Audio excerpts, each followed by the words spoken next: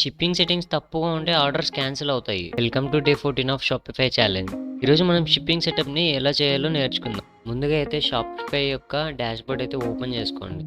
So, ఇక్కడ left side కనపడుతున్న బాటమ్‌లో settings అనే దాని మీద క్లిక్ చేయండి. క్లిక్ చేసిన తర్వాత ఇక్కడ కనపడుతున్న సెక్షన్స్‌లో షిప్పింగ్ అండ్ డెలివరీలోకి అయితే రండి.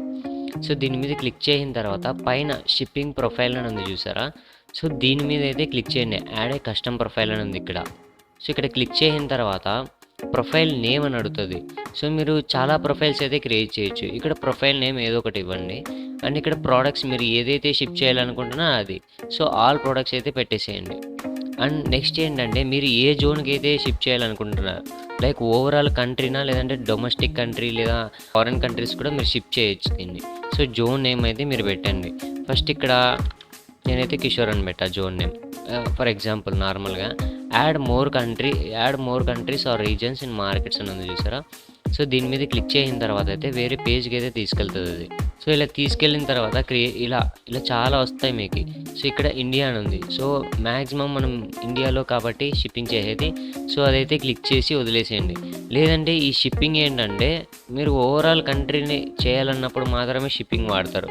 అదర్వైజ్ ఇదైతే మీకు యూజ్ అవ్వదు. నెక్స్ట్ ఇంకోటి ఏంటంటే, సో, కొంచెం బ్యాక్ రండి. దీన్ని సేవ్ డిస్కార్డ్ చేసి వెనక్కి రండి. సో, వెనక్కి వచ్చిన తర్వాత అయితే అండ్ ఇక్కడ అడిషనల్ డెలివరీ మెథడ్స్ ఉన్నాయి చూసారా? సో, ఇక్కడ local delivery, pickup in store అని ఉంది. సో, ఈ లోకల్ డెలివరీ ఏంటంటే మీరే సొంతంగా మీ స్టోర్కున్న చుట్టుపక్కల ఒక 5 కిలోమీటర్, 10 కిలోమీటర్, 30 కిలోమీటర్స్ ఆ రేడియస్లో మీరే లోకల్ డెలివరీ ఇవ్వాలనుకుంటే, సో, ఇక్కడ మీరైతే దీని మీద క్లిక్ చేసిన తర్వాత సో, ఇక్కడ పైన కనపడుతున్న లొకేషన్ స్టేటస్ దీన్నైతే ఆన్ చేయండి.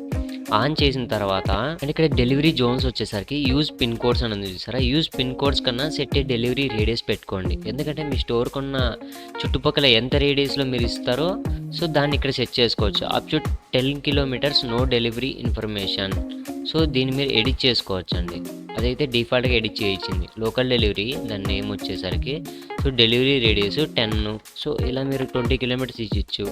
అండ్ ఇలా మీరు 20 కిలోమీటర్స్ ఇవ్వచ్చు. అండ్ మినిమం ఆర్డర్ ప్రైస్ అయితే 0.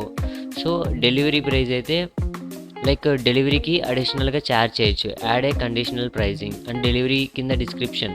సో, మీరు ఎందుకు ఛార్జ్ చేస్తున్నారో దాని యొక్క ఇన్ఫర్మేషన్ అయితే ఇక్కడ ఇవ్వండి. అండ్ సేవ్ చేసిన తర్వాత అండ్ కింద ఈ కనపడుతున్న రికమెండెడ్ లోకల్ డెలివరీ యాప్స్ వచ్చేసరికి సో బ్లింకిట్ కానీ లేదంటే యూబర్ కానీ ఇలాంటి యాప్స్ అయితే దీనికి ప్లగిన్ చేసుకోవచ్చు మనం. డే 15లో మనమైతే పేమెంట్ గేట్వే గురించి అయితే తెలుసుకుందాం.